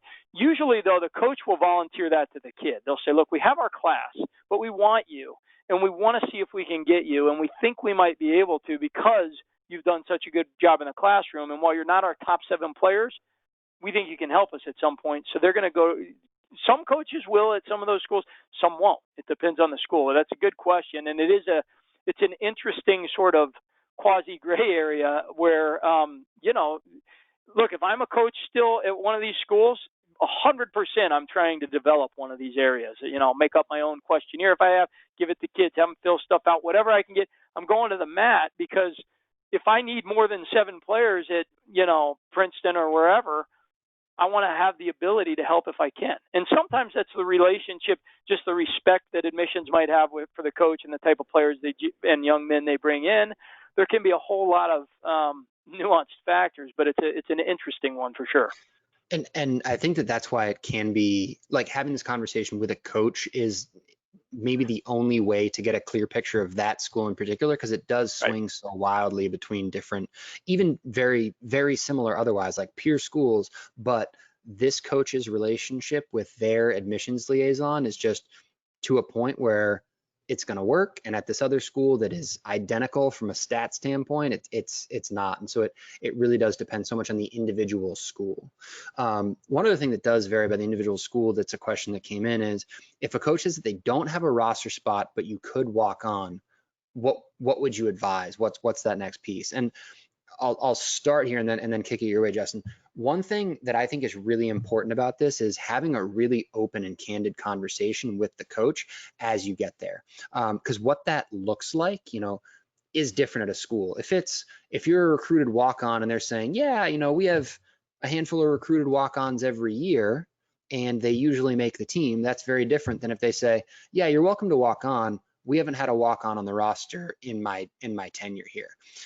So having that conversation and really getting a sense of what does that walk-on tryout look like? Is it one day in the fall? Is it the whole fall? Is it one day indoors in January, February, if you're talking about the NESCAC, because there's no fall season? Is it the whole fall and part of the spring? Like, having the conversation about what that walk-on tryout looks like with the coach is a really important piece if you're thinking about going this way. I also think that if you are looking at a school as a pure walk-on, you're just going to try to walk onto the team and you're going to try out and try your chances. It's really important that school be in every other facet the perfect fit for you, because it's a very real possibility that baseball doesn't work out for you there. And so you need to make sure that if you do get cut from the team, or if that tryout doesn't work out for you, you're still going to be happy on campus, and you're not going to say, great, I didn't make the walk-on tryout, I better think about transferring. Justin, I'm curious for your take on that as well. Yeah, very well covered there. Add a couple points that you did. I mean, I think you covered it very nicely. One thing to note is that Division I right now has eliminated the 35-man roster cap for at least 1 year until next June, which is not insignificant. There's been a lot of new rule changes that we won't go into, but we're talking about the concept of walk-on is essentially the opposite of a supported recruit, right? So a walk-on is basically you're on your own, and you, as Max nicely highlighted there, you got to figure out what being on your own looks like if you chose that school. I always say, you should never show up to. I had a parent ask me a week ago, if my son shows up in September, he can just walk on, right? No, that you can always avoid showing up in September and going into the coach's office and saying, when's tryouts? If you do your due diligence between January and March, it's easy to try to get some sort of answer in terms of what Max was talking about, what that looks like. Is it the ideal is you get the full fall season to prove yourself to make the team, but maybe coach says you get a couple days, we'll keep giving you more time if we like you. With the 35-man roster cap eliminated, there's potentially more room for walk-ons, at least for a year. Now, you could say, well, that doesn't help me as a 21 or a 22, and you'd potentially be right, but I'm going to call the NCAA's bluff that says they're going to reinstitute a 35-man roster cap at the end of June, because I think they have way bigger problems to handle. I might be wrong, but you can quote me on saying we're challenging Indianapolis. Yeah, we are, and we will do it many times on many topics if those are brought up. But I will go on record as saying I don't think they're going to reinstitute that 35-man roster cap at the Division I level come next June, because they've already created a whole host of problems for coaches dealing with extra years of eligibility and scholarships and blah, blah, blah. So that could mean more opportunity for a walk-on if a coach is willing to give a kid a uniform. Now, realistically, very few programs travel with more than 27 players, maybe 30 with high budgets. And if you have 35 on the roster, 5 to 8 of those are just suiting up and never playing. But still, it could be opportunity, and a coach might not then have to come back and say, we're at our cap, right? They could then say, because I've heard a lot of coaches over the years say, well, we've already got 35 and we've got a couple that could be 36 or 37 duking it out for the last slot, and so it's a non-starter. But you could be, for the class of 21s, if my prediction's true, it could be the year of the walk-on potentially for 21s where they say, you know what, look, if we don't have a roster limitation, yeah, we'll give you the definite fall. If they do in June, before you get here in the fall, put the limitation back on, I can't guarantee that we'll show you X, Y, or Z. Okay, so becoming a preferred walk-on is essentially someone who's not supported but is liked by the coach, who basically says either A, ideally, you have a roster spot if you get in on your own. I know last year I had 2 kids at 2 different Ivy League schools were told, if we're not going to support you. If you get in on your own, you're on the team. That means skip fall, you're on the spring roster. That's what you want to be. If that isn't granted, which is the most unlikely for a walk-on, then you move to, okay, do you give me the fall, or what does it look like in your program? To be sure, at Power Fives and the like, ACCs, SECs, et cetera, there are very few tryouts, right? They have to know who you are. They're recruited walk-ons. By definition, a recruited walk-on at a Division I school, okay, if there's 35 men on a roster in the years past, 27 of those could receive scholarship. So that means by definition, 8 of them had to be recruited walk-ons for your roster, all right? You give 8 guys a roster spot support and admissions with no baseball money, there you go. By the way, that rule was changed too, so that the counters, they wiped out the roster limitation, and instead of you can only have 27 get baseball money, you can have 32 now, at least for a year. Also something I don't think will be revoked after a year. Again, my opinion, which doesn't matter.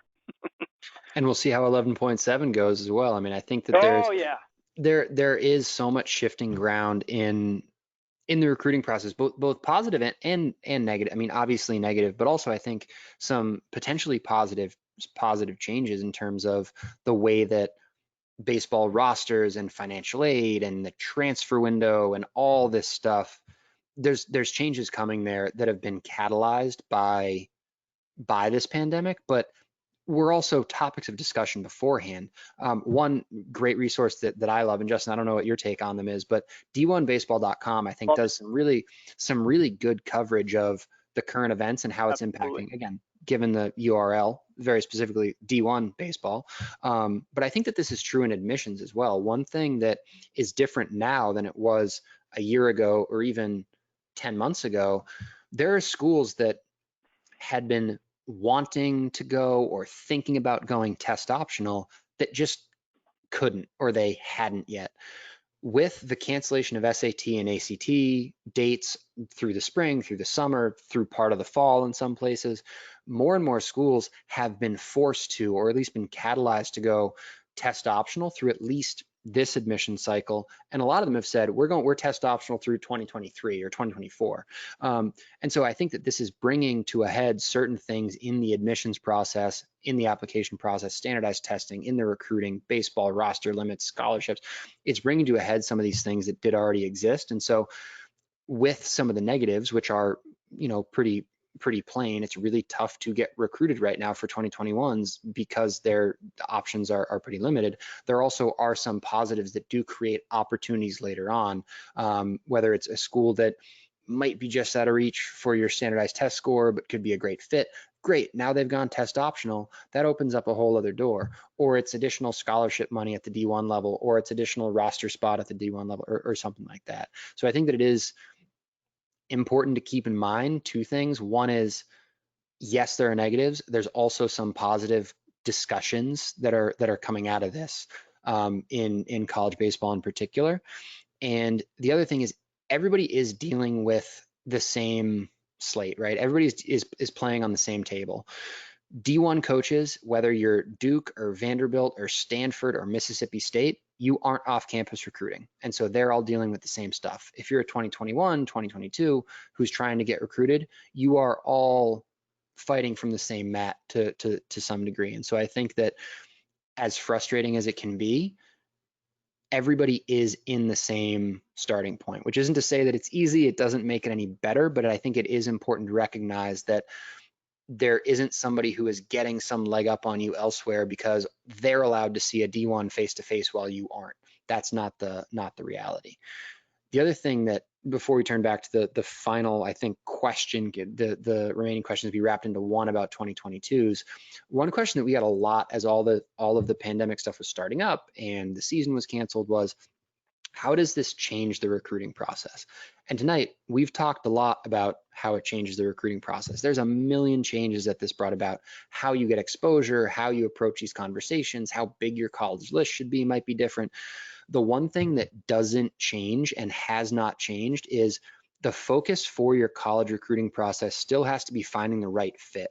Now more than ever, this is really important. As, you know, what was it, March 15th of 2020 proved, a baseball season is not guaranteed, whether it's an injury or you get cut as a recruited walk-on or a global pandemic.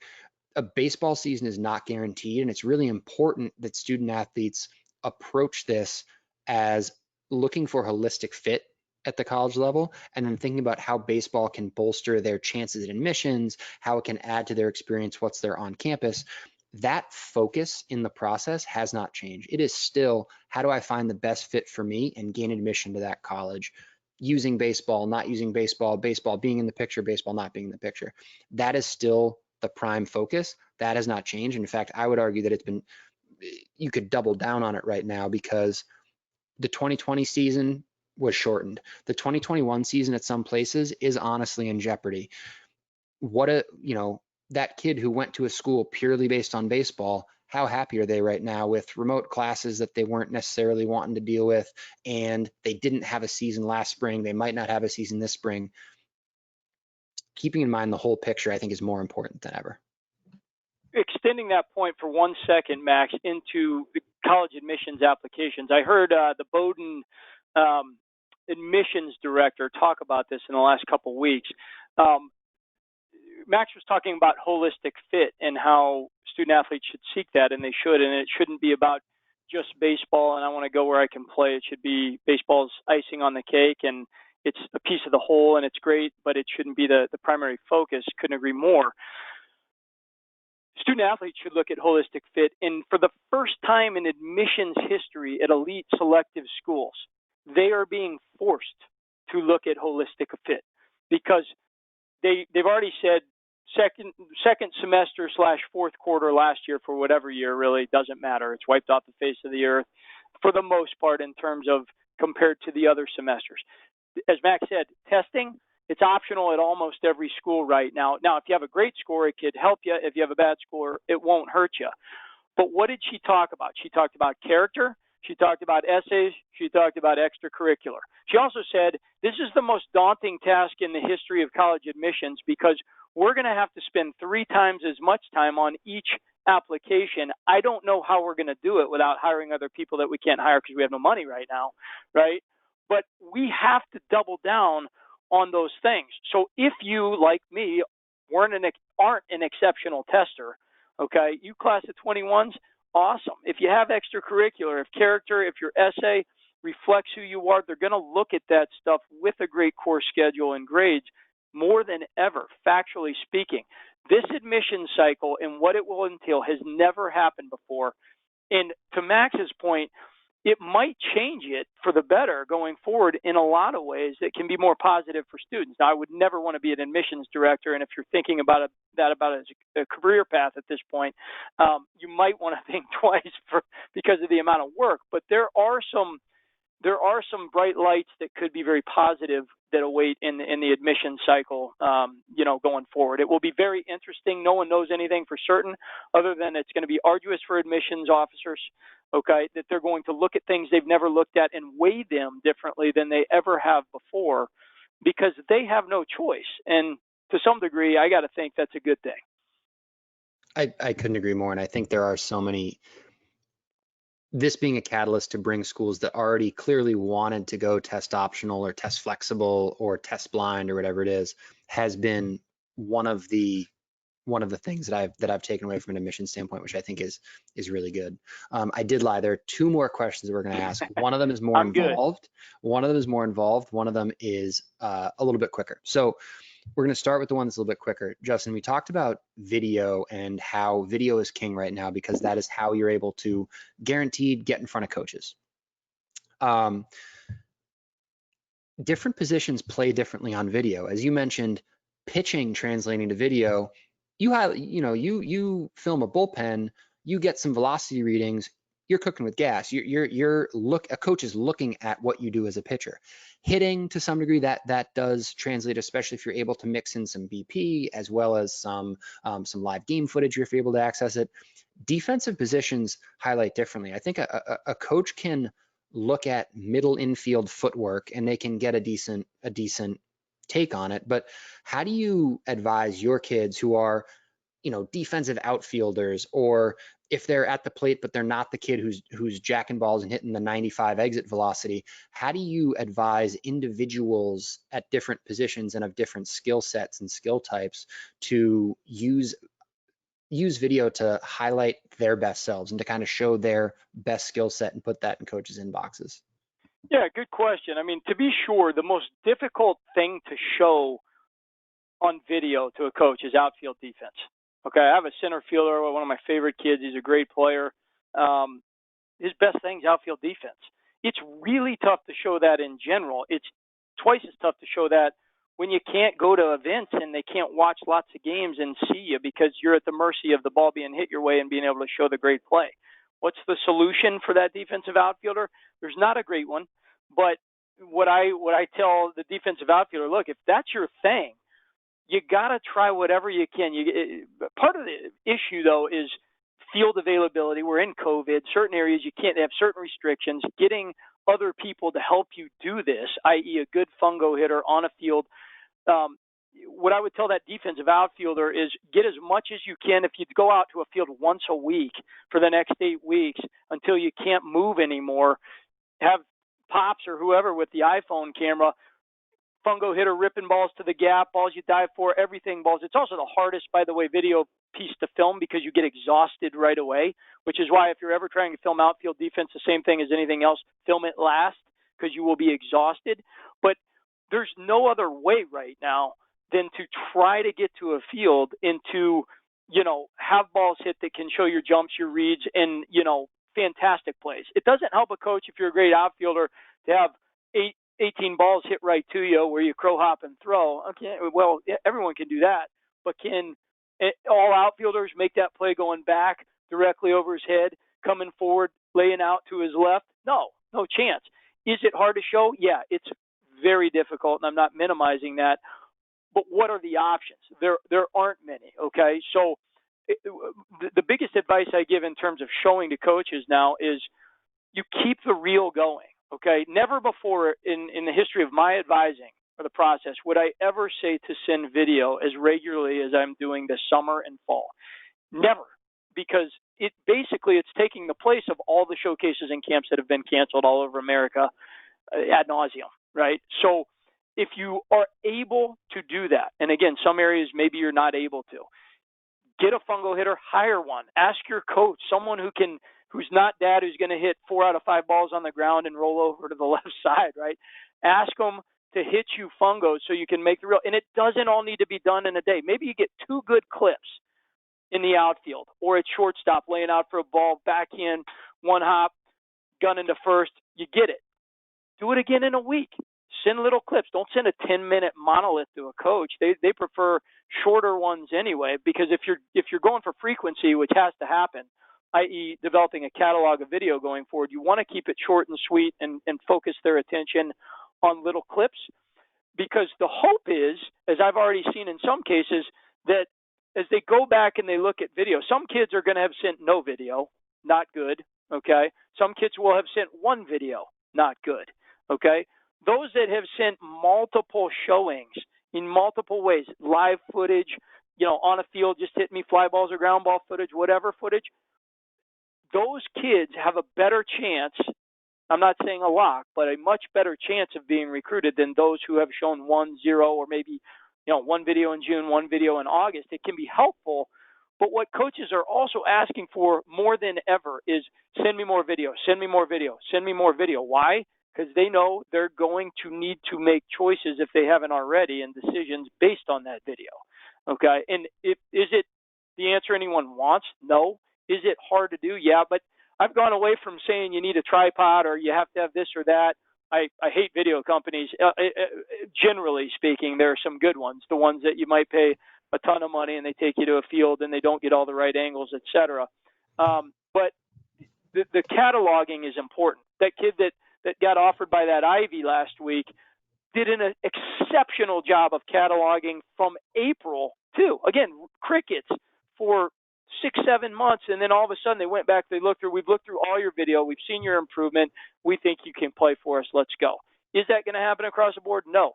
You got to give yourself the best shot of it happening, and that's the way to do it. And if there are events that are worthwhile going to in the coming months, September, specifically October, D1 coaches or not, depending on the geography, could make a lot of sense to get to. And I think that to piggyback on that, I think that one thing that can seem so daunting about video is the video camera, the professional rig, the whatever, like the burning it to a DVD back in the day, whatever it is. I think that there's a much lower barrier to entry than parents and players often think, and I think that sometimes stops them short. But just having this thing, right, having a smartphone, this camera is almost certainly better than what I filmed my recruiting video on in 2007. And so having this and some steady hands, like, that puts you in a pretty good spot to be able to get what you need to get. And so don't think of it as, oh, I have to do everything perfectly. It's just capture what you can when you can as frequently as you need to, so that you can highlight your strengths, and do it with the equipment that you have available. Don't let the equipment or personnel, quite honestly, be an obstacle to that. You use what you have, and it's going to be something. It's steps in the right direction. I totally agree. And also too, when it comes to game footage, okay, there's video footage you can go do on a field with someone throwing you BP, hitting you balls, whatever. But game footage, I'm telling parents, normally I say don't obsess about getting video, get what you can. I don't want to use the word obsess, but like Max said, get everything you can, because what's interesting is, while little clips I just said are important and great, a lot of times coaches now are saying, show me a full at bat, show me 3 innings of you pitching, so they can they can't see them live, so they want more. They want the whole thing. So the best reach outs will say, pitcher says, all right, here's 4 innings, and it might be a 49-minute reel, and the coach can scrub along and watch what he wants.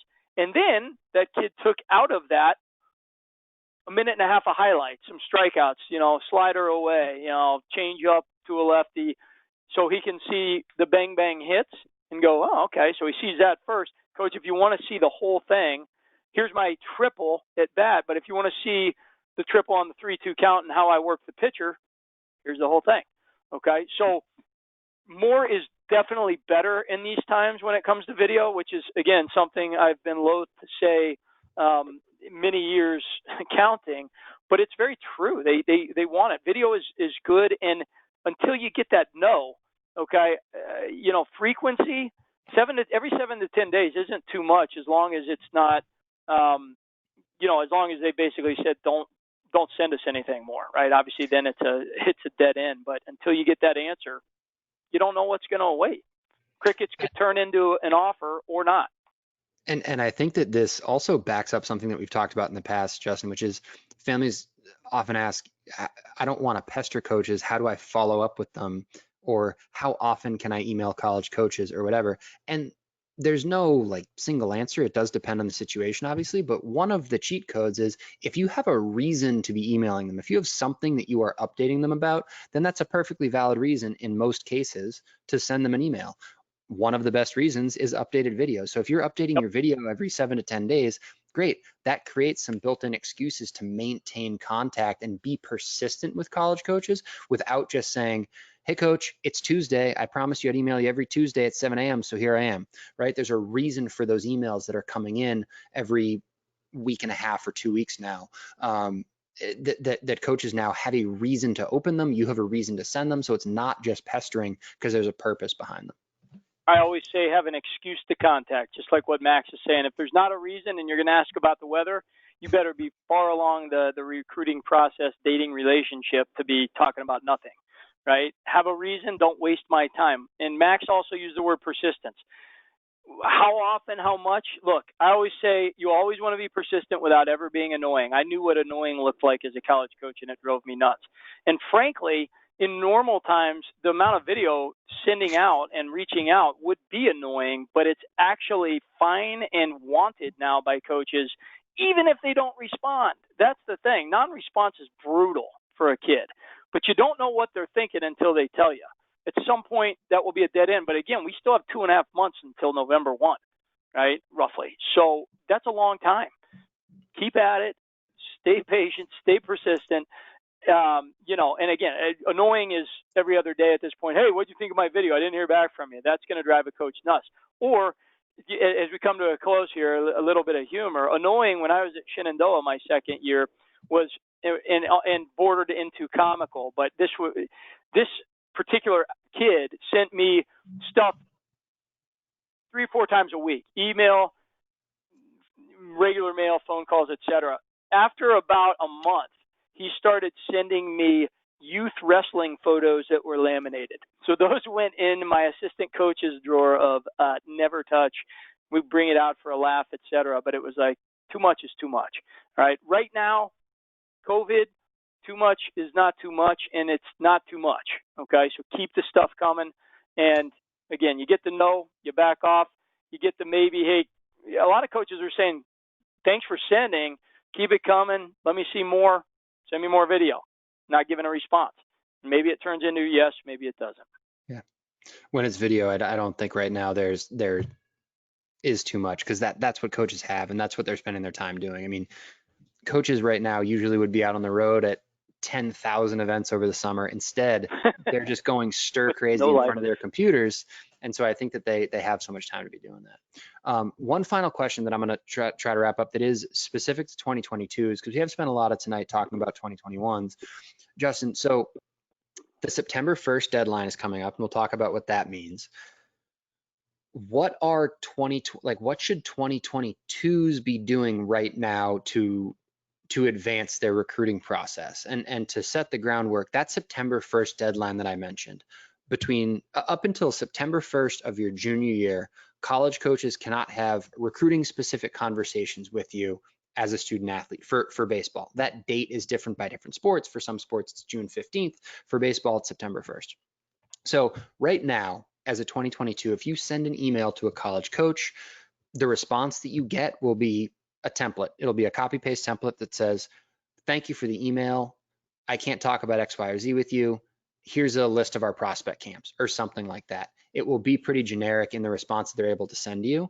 On September 1st, that all changes, and they now can talk, they can have recruiting specific conversations with you.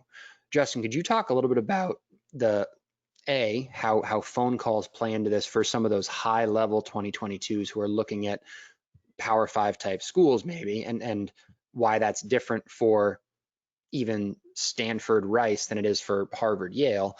But then also, what are the things that your 2022s are doing between now and mid-September to set up their recruiting process for the fall, winter, next spring, next summer, et cetera, when things really start to heat up for high academic programs? Sure. So one of the things that I'm glad you asked about that I should have mentioned when we talked about timing earlier is the fact that every player's timing is different according to their baseball ability and their academics. But Power Fives, you've heard of the stories, they recruit early 9th graders, 10th graders, et cetera. Those are exceptional players if they are being recruited and or potentially offered by those schools. You might ask, by the way, how do they offer a player before September 1 of their junior year? Well, there's a little loophole in the Max is right. They can't call, they can't have recruiting conversations, they can't email, they can't text, they can't do video conference, they can't do visits with you until September 1 of junior year. However, if I, the coach at Cal Berkeley, want to talk to little Johnny in Texas as a freshman because he's like the best player in Texas, I get in touch with his travel coach and I tell little Johnny to call me at 8 o'clock. And once the kid calls me, I can offer him 71% if I want in 3 years when he signs. Okay, so if the kid calls me and I pick up the phone at a Division I school prior to September 1st, everything is fair in terms of discussion, right? Nothing's off the table. Worth noting there, Justin, though, is that phone call loophole is specific and unique to baseball. It doesn't exist in any other sport. And when I talk with college coaches or student athletes in other sports, they're all completely baffled by the phone call loophole. But it does exist in baseball, and so baseball coaches do use it to their advantage. I mean, it's a known thing. So just to note that this won't work for football.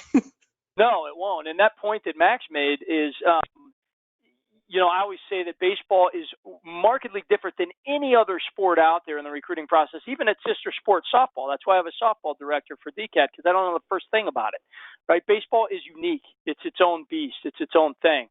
So, yeah, that loophole exists, and I can call, as a freshman, I can call whoever I want, University of Texas, hey, I'm interested. He could say, great, let's go 80%. That's not realistic, but it could happen, and then they can call after September 1 of junior year. It's very rare for offers to be given prior to September 1 junior year across the board in baseball, okay? If you're given an offer or being recruited and coaches are wanting to talk to you prior to September 1 junior year, you're in a very small percentage of the United States baseball players in high school. Very, very small, okay?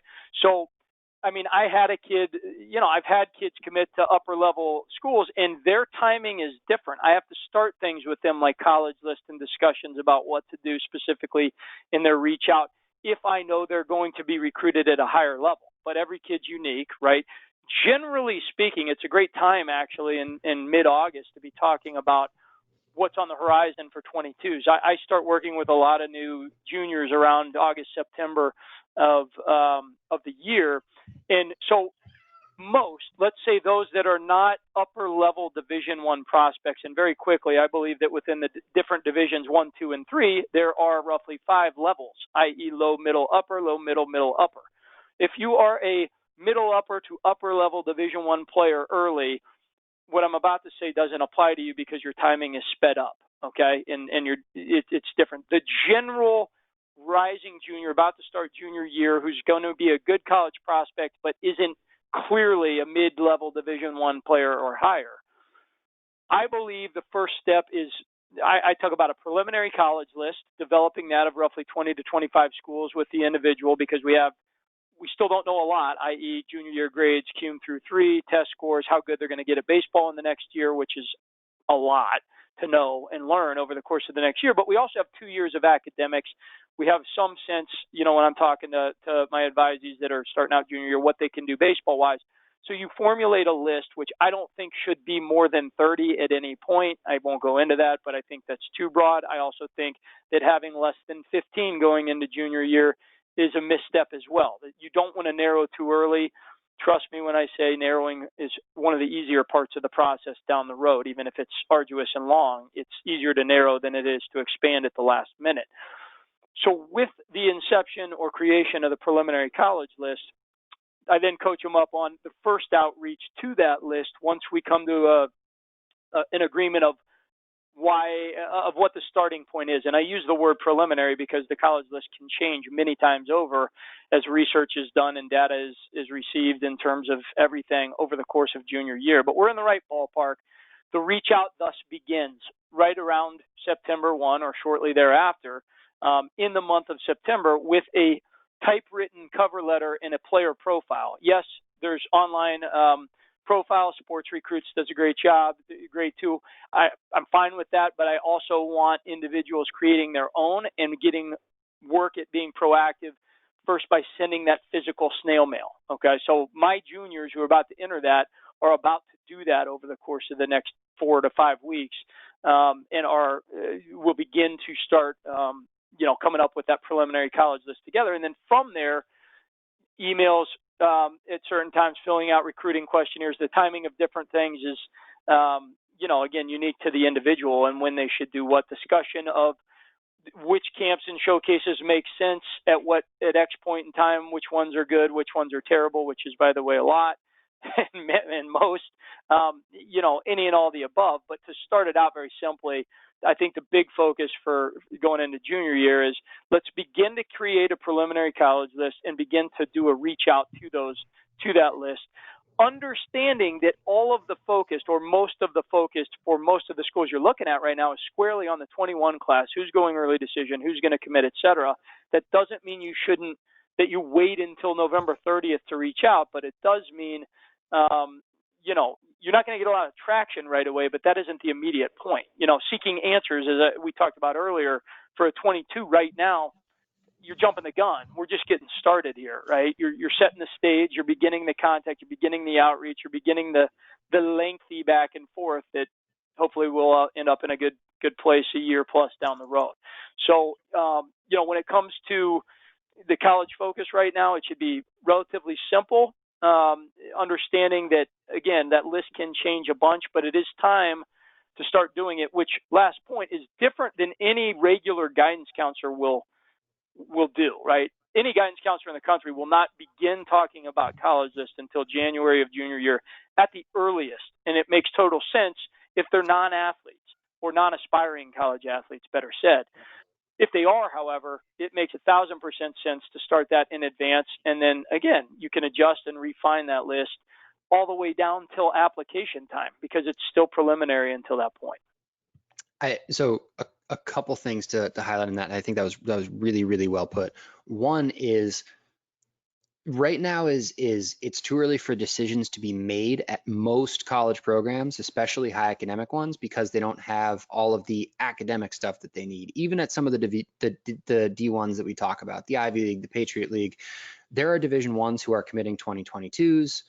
They don't have the same academic rigor or standards as some of the schools that we're talking about. They need to see some junior year grades, because if you're a coach in the Ivy League and you walk over a thin admissions folder that has no test scores and has a ninth grade transcript, they're going to say, that's great. Where's the rest of it?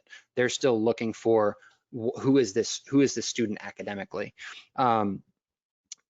But that doesn't mean that exposure on this time frame, 2022s and 2023s that we had at camp last week, now is a time to get onto some coaches' radars, because as I mentioned earlier, one of the things that they're looking at and that they're thinking about is different snapshots of you as a player over time. And so being able to see you in August before your junior year, and then December of your junior year, and then June after your junior year, that gives them 3 pieces of the puzzle where they can start to say, okay, in August of 2020, he was here. June of 2021, he's up here. I can start to plot the trajectory and the future development of this player, right? Like, one of the best indicators of future development is what have they done in the past? What have they done over the last year to get better at baseball? And so using one of those snapshots now or soon via video at a showcase like ours or something is a great way to give coaches one of those snapshots. The other side of things, in terms of building out the school list, I think it's great that it's earlier than the general population would be, because I think that one important thing that when I talk with student athletes about this is it's so crucial to keep an open mind.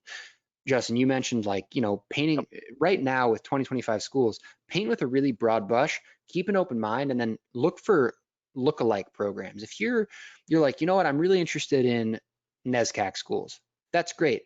There's 7 or 8 of them that have baseball programs. Great, put those in the list. But also, maybe you should turn your attention to the Midwest and look at Grinnell, which is basically, if you picked up a NESCAC school and dropped it in a cornfield in Iowa, that's Grinnell. And so it has a lot in common. So keeping an open mind and thinking along, what parallels do other programs have, and how do I find schools that fit kind of the first principles of the list that I'm building? Not what names of schools are on this, but what are the qualities of the schools that are on this? What is the red thread that connects the schools that I'm interested in? And how do I find more schools to put on that list that look like that? If it's not NESCAC, it's small liberal arts, elite academic, Division III baseball. Great. There's a lot of schools that look like that are in the NESCAC, that are in New England. There's a lot of schools that look like that are in California and in Minnesota and in New York, and starting to identify what those schools are as well as you keep an open mind and think from that, I think is really, really important. Very well said.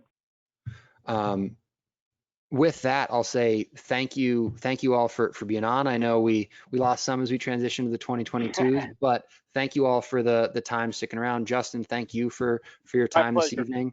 Always a pleasure getting to chat to talk recruiting with you. So thank you, everybody. Likewise. And if you have any questions at all, feel free to reach out. Contact information there on the screen. Any questions that you have as you move through. Thank you all for spending a couple of days of last week with us, and thank you all for spending a couple hours tonight with us as well. Thank you.